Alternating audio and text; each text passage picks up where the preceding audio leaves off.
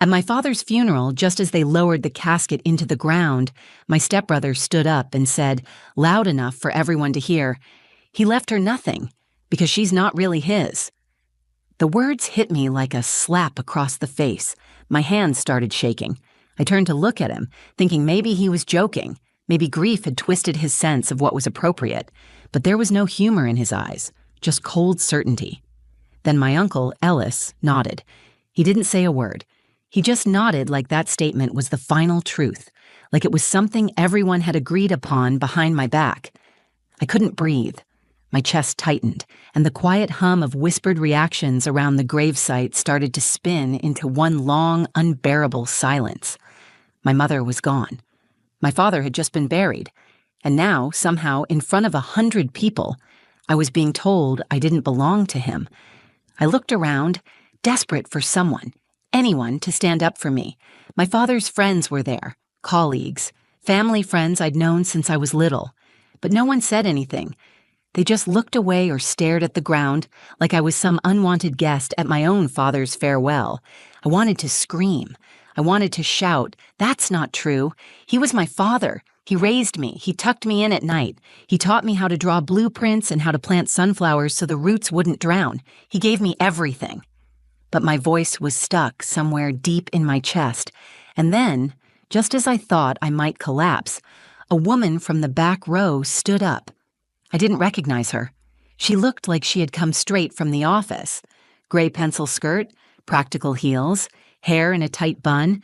She didn't flinch. She didn't hesitate. She walked forward, steady and calm, and said, "Actually, I worked with Michael for 20 years, and he asked me to hand her this when he died." She turned to me and held out a small, sealed wooden box. All eyes shifted to me. For a moment, nobody moved. The breeze stopped. The moment hung in the air like a suspended breath. I stared at the box, unsure whether to take it. My heart pounded so loud I could hear it over the murmuring crowd. Grant looked at her like she'd broken some secret agreement. My uncle clenched his jaw. The woman took one more step forward. He said to make sure she got it, if they ever tried to take everything from her. Everything inside me screamed to reach for it. Because in that moment I knew this wasn't just a box. This wasn't just some envelope or keepsake. This was something my father had left behind for me, knowing exactly what they would do. And what was inside that box changed everything. Everything I believed about my family, about myself, about why my father always looked so tired those last few years. I didn't lose him that day. I found out who he really was, and who I really am. My name is Adira Rains. I'm 28 years old, and up until my father's funeral, I thought I understood where I came from. I grew up in a quiet neighborhood outside Richmond, Virginia, in a modest craftsman home my father helped design. My mother died when I was 12. Cancer, the kind that doesn't give you a second chance. After she was gone, it was just me and my dad, Michael Rains, architect, widower, quiet, complicated man. He was the kind of father who didn't always know what to say, but always knew how to show up. He packed my lunches with handwritten notes, even when I was old enough to roll my eyes at them. He came to every art show, even the ones where I only had one drawing taped up on the back wall. He taught me how to hold a measuring tape properly before he taught me to drive. He remarried when I was 15. Her name was Diane. She was polished, elegant, always smiling with her lips, but never her eyes. She moved in with her son, Grant, who was a few years older than me. Overnight, our quiet home turned into something colder, sharper. I don't think Diane ever said a cruel word to me directly, but I always felt like an inconvenience, a leftover from a life she didn't want to include. Grant made it worse. He treated me like I didn't belong, like I was just someone his mother was forced to tolerate. At first, I tried to connect with him. I offered to share space, to be kind, but he would make little comments when my father wasn't around, mocking my hair, my art, calling me the charity kid. I told my dad once, and he just said, "He's adjusting. Give it time." So I gave it time, years of it. I went away to college for a degree in graphic design, moved into my own apartment, and started building a life. My father and I stayed close, though. We still talked weekly. He still sent me sketches of houses he was dreaming up, and I would text him photos of murals or odd architecture that reminded me of him. He never said it outright, but I think part of him felt guilty about how things turned out at home. He would sometimes say things like, "I wish things had been simpler for you," or "I know I haven't always protected you the way I should." I didn't push him. I didn't need an apology. I just wanted him to know I was okay, that I still loved him, that I understood. But something changed in the last year of his life. He started missing our weekly calls. When we did speak, he sounded distracted, nervous, like something was weighing on him. I chalked it up to aging, stress. Maybe the firm was pressuring him to retire and he wasn't ready. Then I got the call. He'd had a heart attack. They said it was sudden, peaceful, no suffering. I didn't believe that part. He had suffered for years. He just never let anyone see it. The funeral was held 3 days later. Diane made all the arrangements. She didn't ask me about the flowers, the photos, the music. I offered to help. She smiled and said, "It's already handled." When I arrived, I noticed I wasn't listed in the printed program. My name wasn't mentioned during the speeches. When I stood to speak, Diane gave a little cough, like she was surprised I'd try to insert myself. Still, I spoke.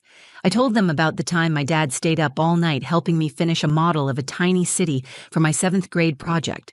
I told them how he used to keep a tiny notebook in his glove compartment where he wrote down places he wanted to take me. He called it Adira's Adventures. It had over 50 entries. We only got to 12. People nodded. Some smiled. But the warmth I expected wasn't there. After the service, I stood beside the casket as people paid their respects. A few gave me polite hugs. Others skipped past me entirely.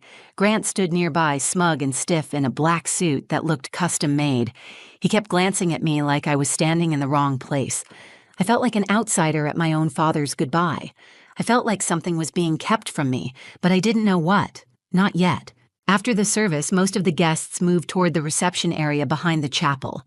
It was one of those multi-purpose rooms with folding chairs, punch, and finger sandwiches that no one really wanted to eat. I stayed back for a moment, watching as the casket was wheeled away. I wasn't ready to be surrounded by people who barely acknowledged me. When I finally walked into the room, I felt every eye land on me. Conversations paused. Diane was standing near the buffet table, glass of white wine in hand, talking to one of my dad's old business partners like she was hosting a gala instead of mourning her husband. Grant was off to the side talking with Uncle Ellis. Their heads were close together, their expressions sharp and private. I started toward the far wall, looking for a quiet corner. I had barely made it 3 steps when Grant raised his voice. "Let's just clear the air," he said, turning toward the center of the room. People looked up, confused, some still holding paper plates. He kept going. "There's been a lot of confusion today about family, about who belongs and who doesn't." I froze. He didn't say my name, but he didn't have to. He looked straight at me. "My father left behind a very clear will," he said, "and there's a reason she isn't mentioned. It's because she's not really his daughter." The room went completely silent. Dishes stopped clinking. A woman near the front gasped under her breath. I blinked, stunned. I opened my mouth to speak, but I couldn't find a single word. It was like the floor had dropped out beneath me. Then Uncle Ellis stepped forward and nodded. "Michael made things clear to us long ago. The estate goes to blood family. That was his wish." My hands started shaking. I felt heat rush to my face. I tried to speak, but I couldn't make my voice work.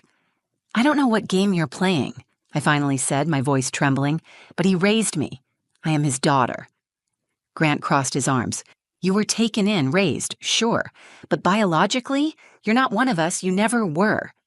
He said it like he was giving a fact, like he was reciting a weather report. I looked around the room. Not one person spoke up for me. A few avoided my gaze. Others just watched with tight expressions, like this was a show and they were waiting for the next act. My heart pounded in my chest. I felt small, like I had shrunk inside myself. My throat burned, but I refused to cry. "Not here, not in front of them. How dare you," I said, more to myself than anyone else. "He loved me. You think a last name or DNA changes that?" Ellis shrugged. "We're just honoring what he put in writing." That was when I realized something wasn't right. My father was deliberate. He planned everything. The man carried 3 pens in his suit pocket in case one ran out. He never would have left me out of his will without saying something to me first. not unless he was forced to or manipulated. I stepped back. My pulse was racing. I could hear it in my ears. And just when I thought the moment couldn't get more surreal, a voice from the back of the room broke through. "Actually," the woman said, stepping forward with a calm authority that silenced everyone, "I worked with Michael for over 20 years. She was neatly dressed, professional, maybe in her 50s.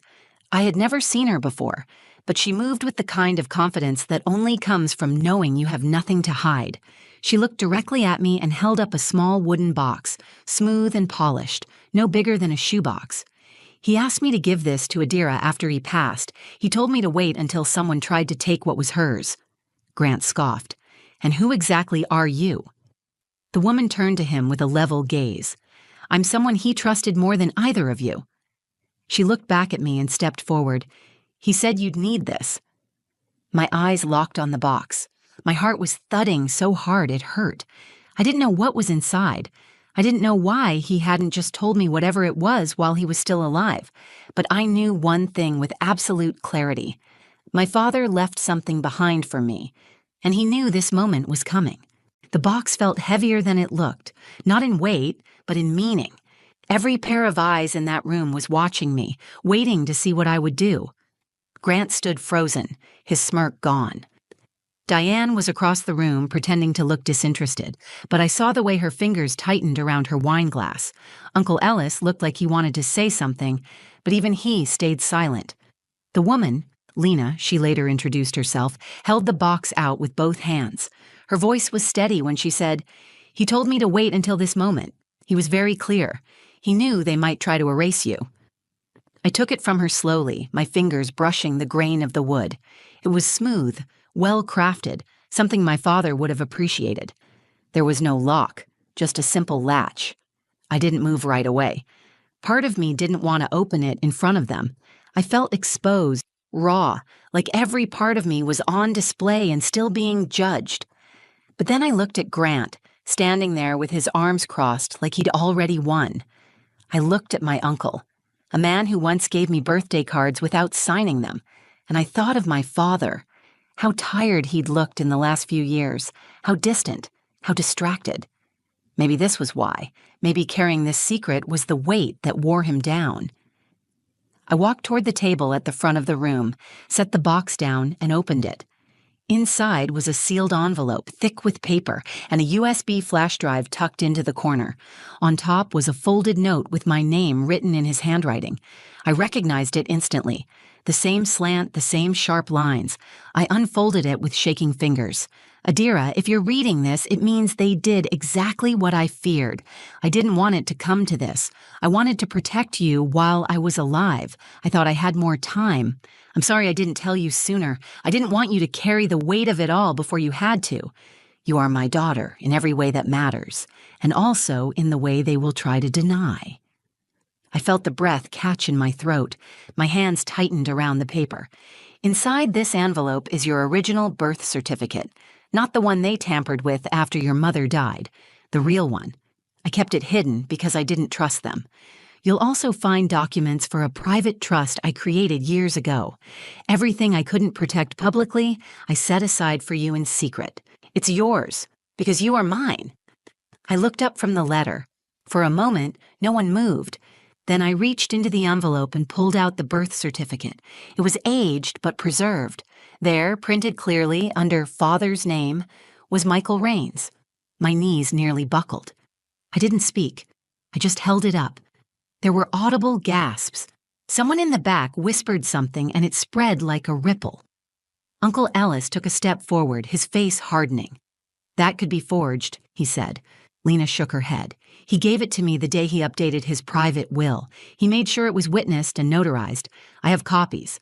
You can challenge it if you want, but you'll lose." Grant looked like someone had pulled the ground out from under him. Diane turned her back, her entire posture stiff. I turned to Lena. "The flash drive?" I asked. She nodded. "He said it was a message. For you." Someone handed me a laptop from the reception table. I plugged it in. The screen lit up and his face appeared. There was my father, sitting in his home office. He looked tired but peaceful. His eyes were full of something I hadn't seen in a long time. Clarity. Adira, he said, if you're seeing this, then I failed to protect you while I was alive, but I will not let them erase you. I know what they think. I know what they'll try to say, but I am your father, not just by blood, but by choice, by love, by every memory we shared. He paused. I didn't fight hard enough when they started pulling me away from you. I let guilt and fear silence me, but I never stopped being your dad. And everything that ever mattered to me, the drawings, the house, the trust I created in your name, it's all yours. I want you to have it, and I want you to stand tall because you are everything I ever hoped a daughter would be. The video ended. The silence in the room was deafening. That was the moment everything shifted. I wasn't the outsider anymore. I wasn't the forgotten child. I was his daughter. Fully, completely, undeniably. No one spoke. The air in the reception room had changed. A moment ago, it had been thick with smugness and silent judgment. Now, it was heavy with disbelief. People who had been avoiding eye contact with me were suddenly leaning forward, trying to see the screen, trying to understand what they had just witnessed. I closed the laptop gently, my fingers lingering on the lid as if touching it kept my father close for 1 second longer. Lena stepped beside me, her face calm and certain. Michael didn't want his legacy controlled by people who twisted his intentions. He prepared everything legally. This isn't a loophole. It's his final word. Grant stepped forward. None of this changes the will. The official one was read last week. Lena looked at him without blinking. That was the public will. There's another one, private, held by his personal attorney, not the firm. It names Adira as the sole heir to his private estate. The room stirred again. Grant's confidence cracked. I saw it in his jaw, how he clenched it like a child, refusing to believe he was losing a game he thought was rigged in his favor. Uncle Ellis moved forward, sharp and deliberate. This is being blown out of proportion. We don't know what Michael was going through at the end. He was clearly confused, emotional. You can't seriously expect this to override a legal process. Lena didn't even flinch. I spoke with him every week until the day he died. His mind was clear. He was intentional. He knew exactly what he was doing, and he knew you would say that. She reached into her briefcase and pulled out a file. She handed it to me. Inside are signed documents, video testimony, and the legal transfer of the trust. He left it all to you, Adira. Not because of sentiment, because it was right. I opened the folder and saw the notarized trust documents, the dated legal letters from his personal lawyer, and a note addressed simply, "To the court, challenged." I didn't need the court's validation. I already had my father's, but still, I turned to face the room. To those of you who stood silent when they tried to erase me, I hope you're seeing now what silence costs, I said, my voice steadier than I expected. You watched them question my place at my own father's funeral. You watched them say I didn't belong, and no one said a word. No one interrupted. A few people lowered their eyes. One woman, someone I vaguely remembered from his office, wiped a tear and nodded. I don't want revenge. I don't want to fight. I just want what he intended me to have. What he built for me. What he preserved, even when he was afraid. Grant scoffed. You really think this changes anything? You can't fake blood. I turned to him. I don't need to fake anything. The truth is written in ink. It's written in the life he gave me, in every story I carry about him, in the plans we made together. You only want what he left behind. I carry who he was. That was when Diane finally spoke. She had been standing near the door the entire time, silent and detached, but now she turned, her voice cold and clipped. I told him this would happen, she said. I told him his guilt would come back to haunt him. He always let you take up too much space. I stepped forward. He gave me space because I was his daughter, because he loved me. You couldn't erase that, not with silence, not with lies. She walked out. Grant didn't follow. Uncle Ellis looked around, realizing he had lost whatever support he thought he had. He muttered something under his breath and stormed out after her. The room slowly returned to itself. People began whispering again, but this time, it wasn't about me being an outsider. It was about them. The ones who tried to keep this buried. The ones who underestimated what a father's love could protect. I stood in that room, holding the letter, the trust, the video, the proof that I belonged. Not because of documents or money, but because my father saw me. He knew what they would try to do, and he made sure I wouldn't be left defenseless. He didn't leave me behind. He left me everything. I went back to the house 2 days later, the one where I spent most of my childhood, the one with the creaky steps and the sunroom my father built by hand, board by board. The legal process was already underway, but Lena assured me it was just a formality now. The trust was airtight. My name was on everything that mattered. Still, I didn't walk in like someone who had won something. I walked in like someone returning home after years of being pushed out. I stepped through the front door and just stood in the entryway. The same smell was there, sawdust, lemon oil, and something softer I could never name but always recognized. I ran my hand along the wooden railing he carved with tiny marks from his old chisel set. Most people wouldn't notice them, but I did. I always had. This house was full of his fingerprints. I found the courage to go into his study last. It was exactly as he had left it. His blue drafting pencils were arranged in perfect rows. His favorite sketches were framed on the wall. There was a photo of me and him on his desk, one I hadn't seen in years. I was maybe 10. We were at the lake, and he had one arm around my shoulders and a grin that looked so alive it hurt to see. I sat in his chair and let myself cry for the first time since the funeral. Not because I was broken, but because I finally had space to grieve him without being questioned, without being watched like I didn't belong. That's when I realized what he had really given me. It wasn't money or land or trust documents. It wasn't even the birth certificate or the video. It was validation. It was the choice to protect me in a way he couldn't while he was alive. He knew he had stayed silent too long. He knew what Diane and Ellis were capable of. He saw how Grant dismissed me, tried to erase me. And he refused to let that be the final word. He gave me back my name. I spent the next few weeks going through his things. Lena helped me sort through the papers, and together we uncovered personal journals, handwritten letters, even old blueprints he had sketched just for fun. He left notes in the margins. Some were addressed to me. Others were clearly just his thoughts, little reminders to himself. Every page was a layer of the man I missed, the man I was still getting to know. I eventually found a small notebook labeled Adira's Adventures, tucked into a drawer beneath a stack of invoices. He hadn't written in it since I was in high school, but the last entry was a note. Trip to Italy. Just us. One day. We never made that trip, but now I carry that notebook with me everywhere. It reminds me that he never stopped planning a future with me in it. Lena stayed in my life. We still talk weekly. She's become a guide in a way I didn't know I needed, someone who saw my father clearly and never questioned my place beside him. She helped me set up the architecture scholarship in his name, one that gives young artists and designers a path he would have been proud of. As for Grant, Diane, and Uncle Ellis, I haven't heard from them since the court confirmed the trust. They never apologized. I didn't expect them to. They live in a world where power means more than connection. I've let that go. What I've learned is this. Sometimes the people who love you the most don't always know how to protect you when it matters. But if they truly love you, they'll find a way to make it right. My father made mistakes. He let others control too much. But in the end, he found his voice. And with it, he gave mine back to me. This story isn't about a box or a will. It's about identity. About what it means to be seen and chosen, not just born. It's about a father who couldn't always say the right things, but who loved me enough to make sure the world couldn't silence me after he was gone. And that will always be enough. If this story meant something to you, if you've ever felt unseen, forgotten, or questioned in your own family, I hope you know this. Your truth matters. Your voice matters. And no one has the right to take that from you.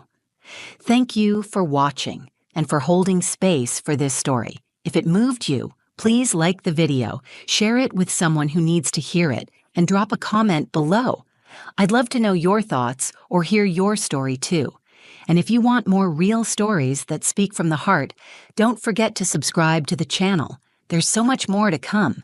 You deserve to be seen, you deserve to be heard, and you are not alone.